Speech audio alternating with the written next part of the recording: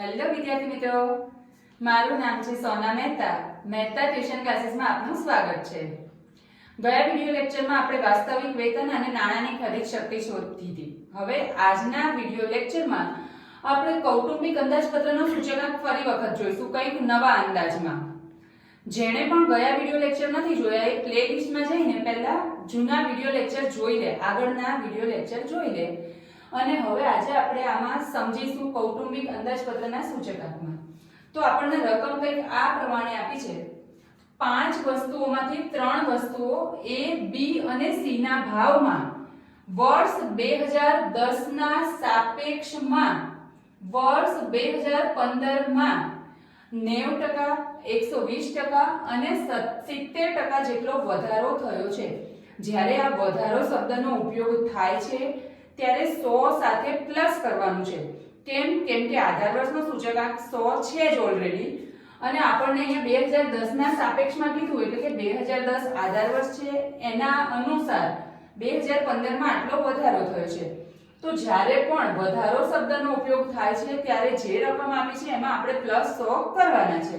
એટલે કે વસ્તુ A માં 100 પ્લસ 90 એટલે કે 190, 100 પ્લસ 120 એટલે 220, અને ત્રીજું કીધું છે 70%, એટલે 100 પ્લસ 70 બરાબર 170. પછી આગળ જ્યારે આપણને એમ કીધું છે જ્યારે બે વસ્તુઓ D અને E ના ભાવમાં 2% અને 5% જેટલો ઘટાડો થયો છે. જે ઘટાડો શબ્દનો ઉપયોગ થયો એટલે પણ આપણે શું કરવાનું, તો 100 માંથી માઈનસ કરવાનું છે. એટલે કે 100 માઈનસ 2 બરાબર 98 અને 100 માઈનસ 5 એટલે કે 95. આ આપણને મળ્યો I સૂચક આંક. તો જ્યારે આ પ્રમાણે આપણને વધારો ઘટાડો કહે છે ત્યારે 100 માંથી પ્લસ માઈનસ કરવાનું રહેશે. હવે આગળ જુઓ, ધ્યાન રાખો કે વસ્તુ A વસ્તુ B કરતા 4 ગણી મહત્વની છે. મહત્વ, આ મહત્વ શબ્દનો ઉપયોગ થયો એને કહેવાય ભાર, જેને આપણે W કહીએ છીએ. હવે અહીંયા આપણને કીધું વસ્તુ A વસ્તુ B કરતા 4 ગણી મહત્વની છે. એટલે પહેલા તો આપણે શું કરવાનું, તો પહેલા આપણને B નું મહત્વ ખબર હોવી પડે. તો આપણે આપણી રીતે જ નક્કી કરવાનું છે. તો આપણે B નું મહત્વ લઈશું 1. હવે એમ કીધું છે કે એ વસ્તુ B કરતા 4 ગણી મહત્વની છે. એટલે આપણને તરત આઈડિયા આવી જાય કે 1 ગુણ્યા 4 કરો એટલે અહીંયા આવે A માં 4. પછી આગળ કીધું છે વસ્તુ C વસ્તુ A કરતા 6 ગણી મહત્વની છે. A નું મહત્વ છે 4, એનાથી 6 ગણું એટલે કે 4 ગુણ્યા 6 એટલે વસ્તુ C નું મહત્વ થશે 24. આગળ એમ કીધું છે વસ્તુઓ D અને E નું મહત્વ વસ્તુ B ના મહત્વથી અઢી ગણું છે. અઢી એટલે 2.5. B ના મહત્વથી અઢી ગણું છે. B નું મહત્વ છે 1, એનું અઢી ગણું એટલે 1 ગુણ્યા 2.5 એટલે કે D અને E માં આવશે 2.5. તો આ આપણને મળ્યું મહત્વ, જેને કહેવાય છે W. આ મળી ગયું. હવે આપણે શું કરવાનું છે, તો IW નું ખાનું મેળવવાનું છે. IW એટલે કે I અને W નો ગુણાકાર. તો હવે આપણે IW ની ગણતરી કરીશું, જે કેલ્સીમાં કરીશું. 190 ગુણ્યા 4 આપણે મળ્યું 760. 220 ગુણ્યા 1 એટલે કે 220.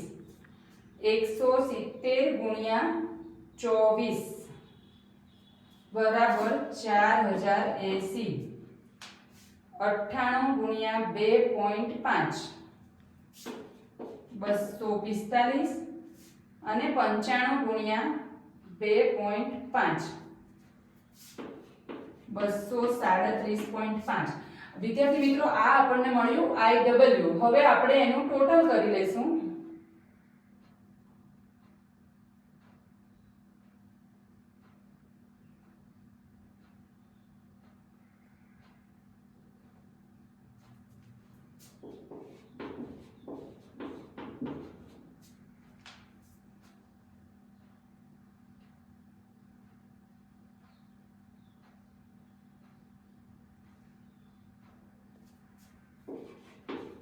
આ આપણું I અને W મળી ગયું. હવે આપણે સૂત્ર પ્રમાણે કિંમત ગોઠવીશું. ભાવનો સામાન્ય સૂચકાંક બરાબર સિગ્મા IW છેદમાં સિગ્મા W.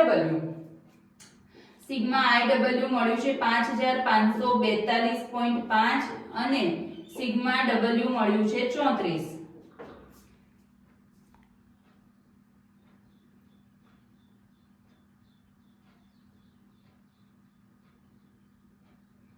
$5542.5 એના છેદમાં 34 બરાબર તમારો જવાબ આવશે 163.01. આ પ્રમાણે તમારો જવાબ મળશે. અને આપણે જે દરેક દાખલામાં લખીએ છીએ એ પ્રમાણે આધાર વર્ષની સરખામણીમાં ચાલુ વર્ષમાં થતો વધારો 163.01 માઈનસ 100 બરાબર 63.01% વધારો. તો આ પ્રમાણે કૌટુંબિક અંદાજપત્રની રીતનો દાખલો નવો સમજ્યા. આશા રાખું છું વિદ્યાર્થી મિત્રો કે તમને દાખલો પરફેક્ટ સમજાયો હશે. કંઈ પણ ક્વેરી લાગે તો કમેન્ટ બોક્સમાં જરૂર જણાવજો. વિડીયોને લાઈક કરો, શેર કરો અને ચેનલને સબસ્ક્રાઇબ કરો. મળીએ નેક્સ્ટ વિડીયોમાં.